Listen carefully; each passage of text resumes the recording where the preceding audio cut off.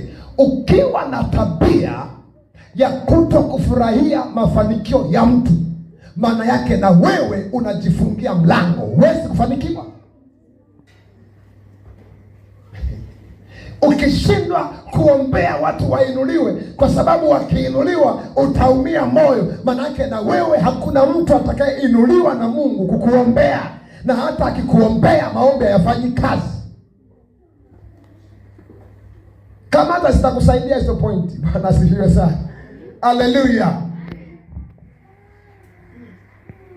Huwezi kufanikiwa wakati wewe hutaki watu wafanikiwe. Ufanikiwe ili iweje?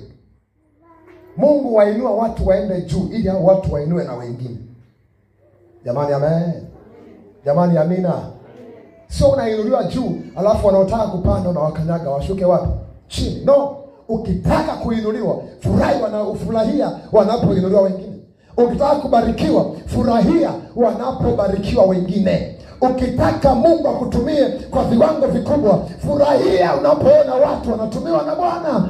Ukitaka Mungu akutumie kwenye ishara na miujiza, furahia unapoona wengine wanatumiwa kwa ishara na miujiza. Unapotamani kuona Mungu anakutumia kwenye huduma yako ya uimbaji, kwenye huduma yako ya kuhubiri, kwenye huduma yoyote ile, hakikisha unafurahia unapoona watu wanafanya hizo huduma. Hapo ndipo Mungu atakupa na wewe.